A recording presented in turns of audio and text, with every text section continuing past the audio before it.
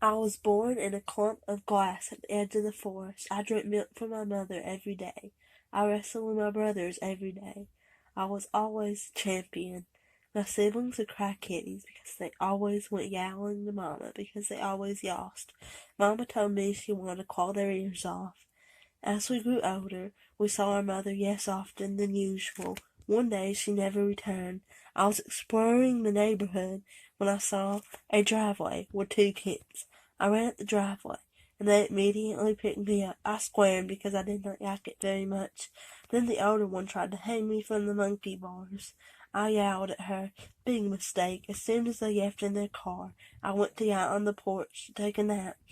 When I was halfway awake, I heard them calling for me with a bright light trailing across the ground.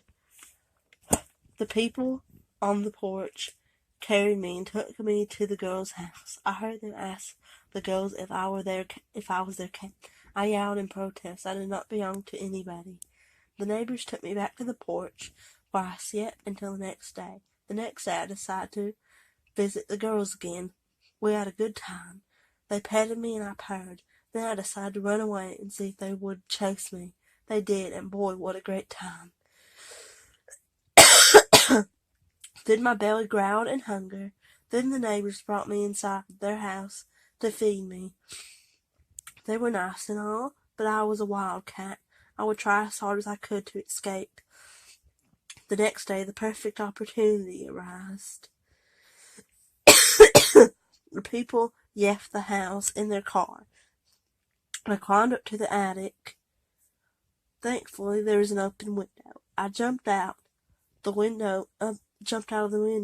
Miraculously, I landed on my feet. A pain jolted through my body, but I was free, so I did not really care. The question was, how would I find food, water, and shelter? When I was hunting a few days later, the opportunity came knocking at my door. I caught the rat swiftly and gouged it up right away. Then a cat came lurking out of the shadows. He told me that he was impressed by my hunting skills. He asked me if I would like to join the alley cats. He said there I would have plenty of food and shelter. At the time, I had no idea what they were really capable of. He took me to their camp in a wide open field by a barn. There was about 20 cats laying on yalls of hay with mice in their mouths. Welcome to your new home, Furball said. I put ate in the hay and took a nap in the hay. Bright and early in the morning, Furball woke me up. He said it was time to gather food and shelter. At the time, I had no idea how evil they really were. We went down to an alley between Sue Bob's and Gregory's department store. There lay 3 kittens in a cardboard box, sharing a mouse. When Furball and the rest of the alley cats lunged at the kittens, I dashed in front of the kittens, claws extended, ready for battle. Furball lunged at me. I grabbed his neck and slung him against Sue Bob's. He was out cold. I yelled at the other cats, saying, "Come one step closer and you will suffer the same fate." They all went away before I had the chance to do anything. The kittens were very grateful. I said, "Don't mention it." After all, how could I have just sat there and watched as 3 kittens' meals were stolen? I knew this would not be the end of the alley cat's treachery, so I decided to form an organization called the Freedom Fighters. To stop the alley cats from hurting innocent kittens and cats, I decided to take Furball prisoner. I knew exactly where our headquarters should be. Close by, there was an empty field with plenty of soft grass to lay out on prey to eat. I gave Furball down in the grass until he woke up. He had a lot of explaining to do. When Furball woke up, I asked him why he had attacked the kittens. He said that the alley cats had kidnapped him from his mother when he was still a kid, and threatened to kill his mother if he did not serve them. I said he did not have to worry about the alley cats anymore because the freedom fighters were going to defeat the alley cats. He said he wanted to join the cause. The next day we went around the neighborhood to find recruits. We found 3 alley cats. A 3-year-old female nursing 2 kittens. Furball and I dashed in front of the female and kittens. We would not let them hurt her. other kittens. Her kittens. I tore out one of the cat's shoulders, then I threw him up against the brick wall. Furball bit the other cat's ears off. He went away before Furball could cause any more damage. We took our prisoner and the mother and her kittens back to our camp.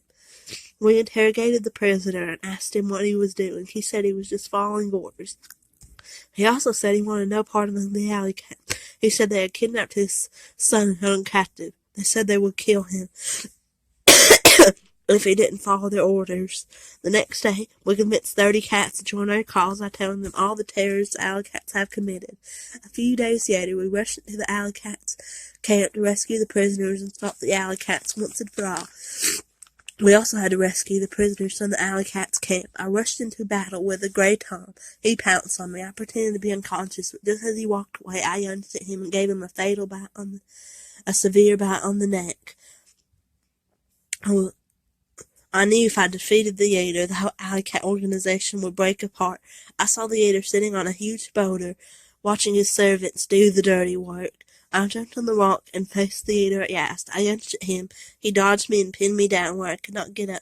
He was about to give me a fatal bite to the neck that would kill me. Out of nowhere, Furball jumped on the Eater's neck and clawed him to shreds. That was the last of the Eater. Just as I suspected, the alley cats then broke up and rejoined their families since the boy was now gone. We freed all the prisoners. Seeing all the families reunited together made me realize I was missing something important. I thought back to the girls that I enjoyed playing with that day. I realized I missed them. I left Furball in charge of the freedom fighters in case trouble struck again. I went up to the house. It was very dark. I saw my girl getting out of a truck. I followed her at the porch. She patted me for a minute, then went inside the house. I lay on the porch and slept.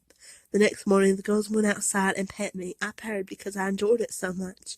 Day after day, they came to see me. They got me some cat food to feed me with.